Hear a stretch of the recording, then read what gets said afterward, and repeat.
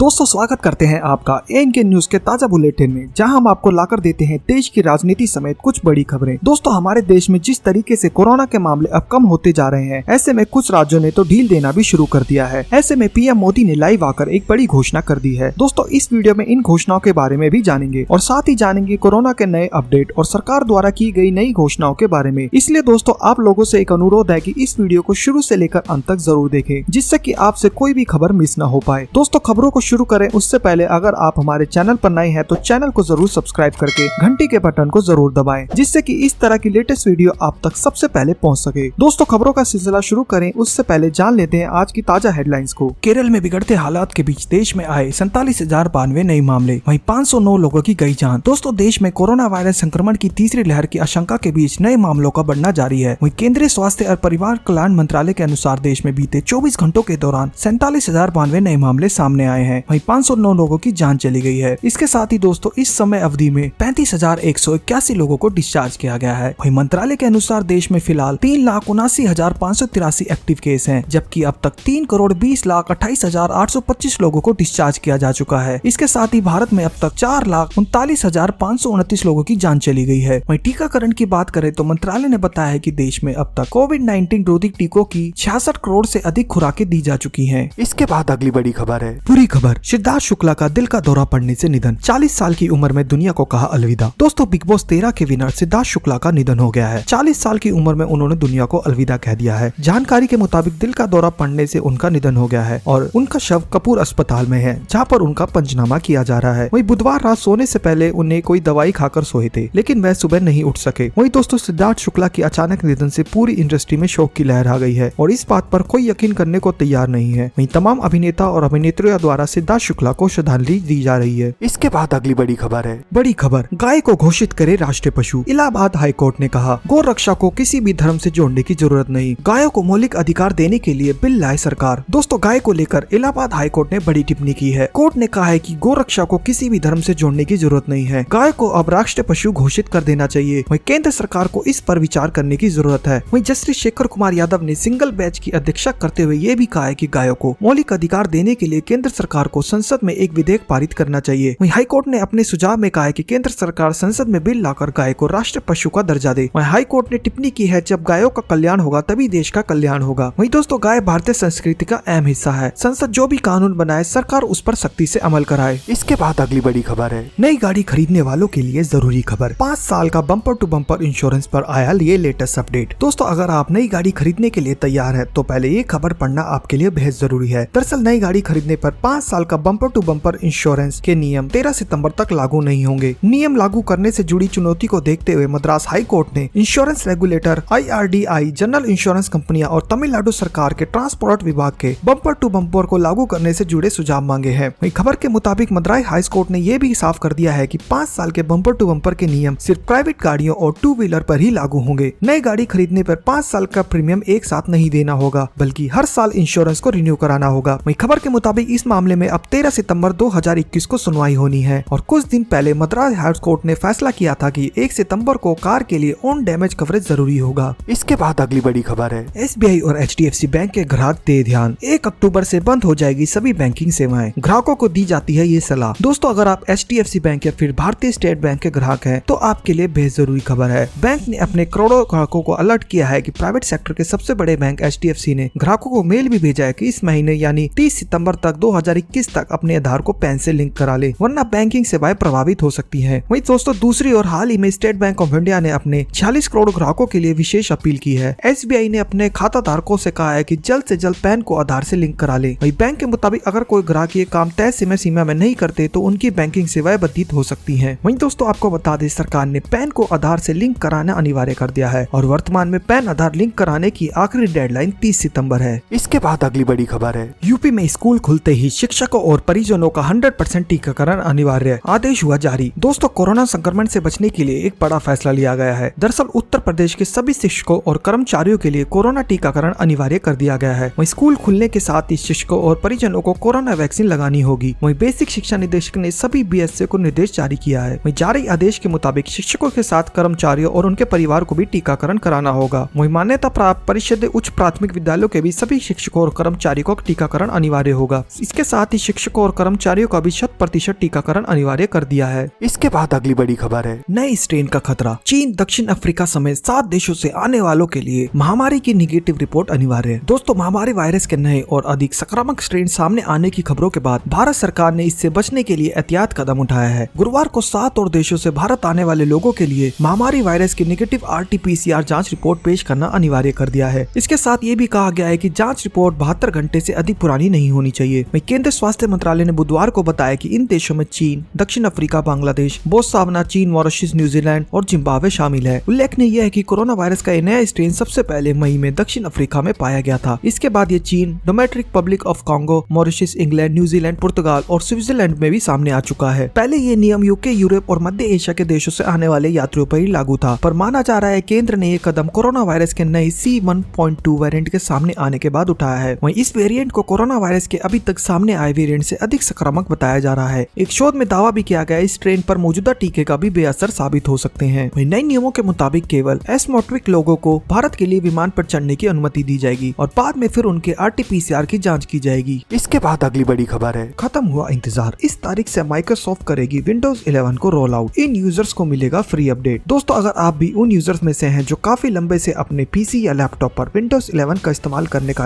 इंतजार कर रहे हैं, तो ये आपके लिए अच्छी खबर है। माइक्रोसॉफ्ट ने हाल ही में घोषणा की है कि उसका लेटेस्ट विंडो OS का नेक्स्ट एडिशन Windows 11 आधारिक तौर पर इस साल 5 अक्टूबर से एक स्टेबल अपडेट के रूप में उपलब्ध होगा। वहीं Windows 11 वर्तमान में बीटा में है और केवल उन लोगों के लिए उपलब्ध है जो विंडो इनसाइडर प्रोग्राम का हिस्सा है। वहीं दोस्तों, माइक्रोसॉफ्ट ने नए बदलावों की भी घोषणा की है जो Windows 11 अपडेट के साथ आएंगे। वहीं Windows 11 5 अक्टूबर से चरणबद्ध तरीके से रोल आउट होना शुरू हो जाएगा। वहीं आप सेटिंग में जाकर विंडो अपडेट्स पर जाकर 5 अक्टूबर के बाद Windows 11 में अपने डिवाइस के अपडेट की जांच कर सकते हैं और चेक फॉर अपडेट्स का चयन कर सकते हैं। इसके बाद अगली बड़ी खबर है, वेदर अपडेट। गरज चमक के साथ तेज बारिश दिल्ली, NCR, यूपी, हिमाचल और इन 7 राज्यों में अगले 24 से 48 घंटों में ऐसा रहेगा मौसम का हाल। दोस्तों, 2 दिन से दिल्ली, NCR, उत्तर प्रदेश, हिमाचल और हरियाणा में हो रही बारिश जारी रह सकती है। अगले 2 दिनों तक गरज चमक के साथ तेज बारिश होने के पूर्ण आसार हैं। अगस्त में भले ही बारिश कम हुई हो, लेकिन सितंबर की शुरुआत मूसलाधार बारिश से हुई है। वहीं सितंबर में कई दिन तक तेज बारिश रहने के आसार बने हुए हैं। हालांकि बारिश लगातार नहीं होगी। वहीं उत्तर प्रदेश, दिल्ली और हरियाणा में फिलहाल कुछ दिन बारिश रह सकती है और यही हाल आज के मौसम का भी है। आज भी मौसम विभाग ने तेज बारिश के संकेत दिए हैं। दोस्तों, भारतीय मौसम विभाग IMD ने आज के मौसम की जानकारी जारी की है। वहीं जानकारी के मुताबिक दिल्ली, NCR, हरियाणा और यूपी में कुछ घंटों में बारिश हो सकती है। वहीं मौसम विभाग की रिपोर्ट के मुताबिक दक्षिण पूर्वी दिल्ली, दक्षिण दिल्ली, पश्चिमी दिल्ली और सेंट्रल दिल्ली में बिजली के साथ गरज के साथ तेज बारिश होने के आसार हैं। वहीं बात करें उत्तर प्रदेश की, तो दिल्ली से सटे नोएडा, गाजियाबाद, मेरठ में तेज बारिश होने के आसार हैं। वहीं मथुरा में भी झमाझम बारिश हो सकती है। इसके अलावा मथुरा के आसपास के इलाकों में हल्की से मध्यम बारिश हो सकती है। वहीं आगरा, मुजफ्फरनगर, बिजनौर, खतौली, नजीबाबाद, चांदपुर, हस्तिनापुर और शामली में 2 घंटे तेज बारिश का अलर्ट है। वहीं दोस्तों, हरियाणा के पानीपत, गोहाना, फरीदाबाद, बल्लभगढ़ और आसपास के इलाकों में तेज बारिश हो सकती है। वहीं उत्तराखंड के रुड़की समेत कई इलाकों में तेज बारिश की संभावना है। वहीं हिमाचल में भी कई इलाकों में गरज चमक के साथ तेज बारिश हो सकती है। वहीं शिमला में भी भारी बारिश का अलर्ट जारी है। वहीं बिहार और झारखंड के कई इलाकों में तेज बारिश हो सकती है। वहीं दोस्तों, सितंबर शुरुआती 2 दिन की भारी बारिश के बाद 3 तारीख की सुबह भी तेज बारिश के आसार हैं। वहीं मौसम विभाग ने बारिश का अलर्ट जारी कर दिया है। वहीं मध्य और पश्चिमी भारत में अगले 2 दिन मौसम की गतिविधियां तेज हो जाएंगी। उत्तर पश्चिमी भारत में भी हल्की से मध्यम स्तर पर बनी रहेगी। वहीं उत्तर पूर्व भारत में 3 सितंबर के बाद बारिश में गिरावट दर्ज की जाएगी। हालांकि यूपी, बिहार, महाराष्ट्र, हरियाणा, झारखंड, तमिलनाडु, उत्तराखंड, हिमाचल में 3 सितंबर को भी तेज बारिश हो सकती है। वहीं 4 सितंबर को मौसम विभाग ने बारिश का अलर्ट जारी किया है। वहीं तमिलनाडु और केरल में भी तेज बारिश की संभावना बनी हुई है और उत्तराखंड में रेड अलर्ट जारी है। वहीं बंगाल में भारी से भारी बारिश हो सकती है।